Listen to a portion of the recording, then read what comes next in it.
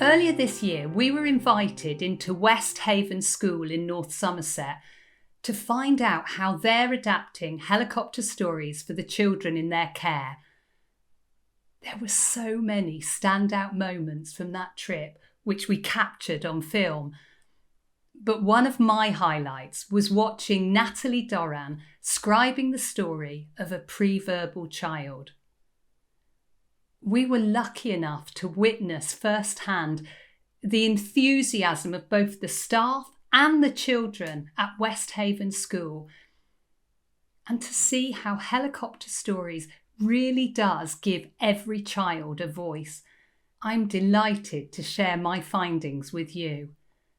So I'm going to hand over to Natalie and Kirsty as they talk about what it's been like incorporating helicopter stories into their classrooms. I've really loved using helicopter stories in my classroom. The children have really engaged with it. They get really excited every time it's like time for helicopter stories. They all want to tell their story. And it's just given them all a chance and given them all a voice, because they find recording stories and the writing of it really difficult, but they've got so many ideas that they want to get down, that having us being able to scribe and just take that pressure off of them has really helped. Initially, I was a bit concerned with implementing helicopter stories in my classroom. I've got quite a busy class with high needs. I have speech and language difficulties, escape avoidance, refusal of tasks. And I was a little bit concerned, but actually they've absolutely loved it. They've really taken it on board. I'm going to read it. You can read it. The bike was black in the shade, jumped out of the stove or the oven. Then he started catching naughty children. So in my class I've got one boy who is non-speaking, so obviously that was a bit of a challenge. First of all, I wondered, how am I going to get him to tell a story? But he's so engaged in it, he loves it. So we use communication mats. So I've got a mat for like who, a mat for verbs and doing words, and a mat for places. And he knows exactly the story that he wants to tell. He'll point to the different symbols to show me what he wants, and I'll say it out loud, and he'll tell me no if I'm wrong, and I'll write it down for him, and I'll obviously scribe it for him.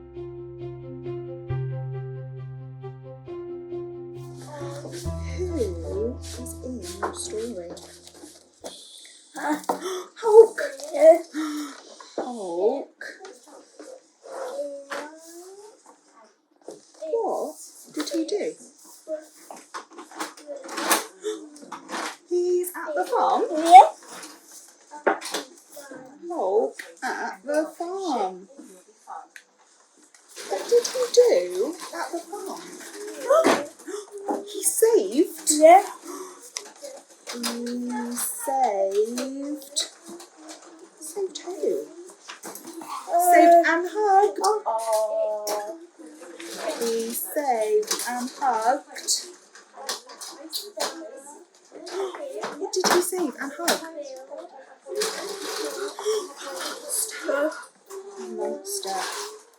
It just gives him a voice and a way to tell his story that he necessarily didn't have before. They are quite clear stories. It might just be 3 sentences, but there is a clear beginning, a middle and an end.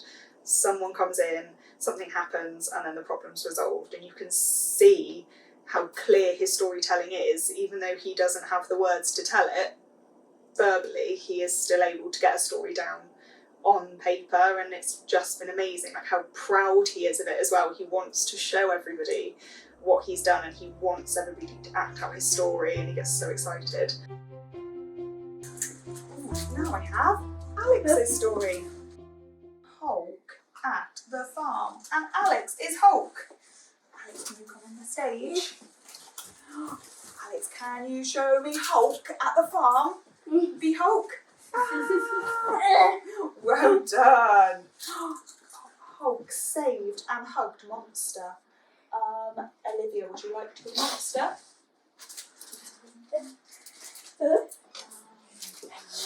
Hulk, can you save and hug the monster? Yay! So when I was choosing the symbols for all of the mats, I took into account the child, so I was able to really tailor it to his interests, the sort of things that I know he likes to watch, the sort of thing, the books he likes to read, the things I know he engages in. So we've got a lot of superheroes on there, some Paw Patrol, I've got his favourite animals that he can choose from, and then like known places as well, so the beach, the farm, home, shops. So he's got familiar context, things that he really enjoys, to give him the ability to express himself.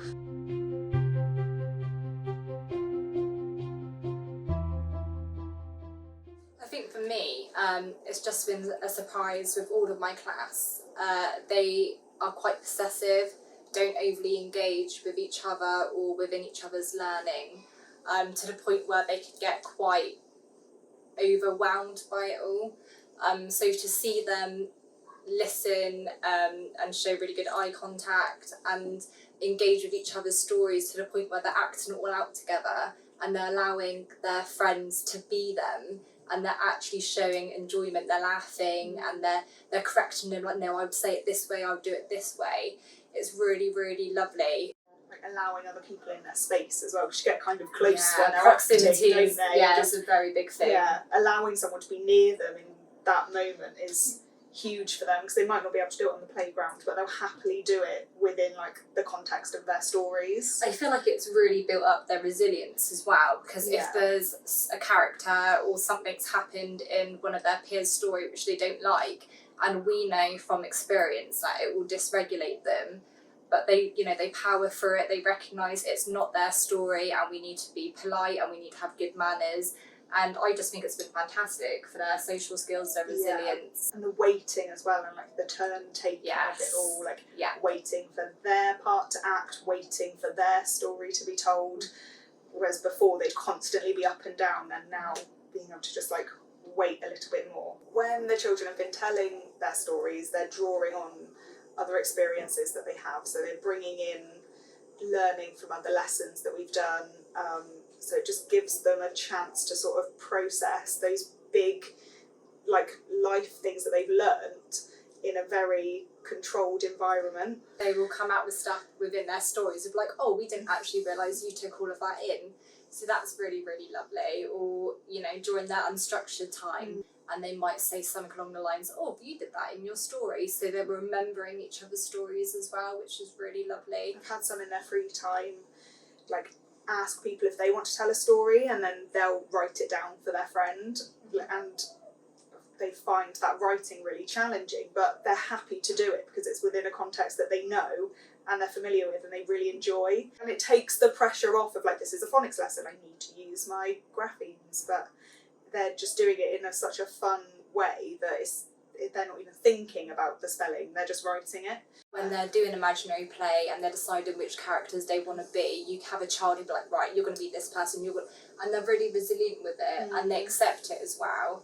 It's almost like they are doing helicopter stories, but they're choosing to do it freely within their own time, which is really lovely. Yeah. Whereas before, an adult would have to step in and be like, well, how about you be this person this time, and you do this time, where I feel like I've stepped back quite a lot. It's not just about storytelling, is it? It's all the social skills that come with the context. It's allowed me to be a little bit more open and just allow the children to show me where we're going, and I'm not directing them the whole time. It's completely child-led, it's their story, I have no control over it, and just allowing them to have complete freedom has helped me to be able to step back and think, oh, like, you can lead the way, I don't need to be like holding your hand and walking you through everything, you can have independence. To implement it well, there is a lot you need to understand and a lot you need to know.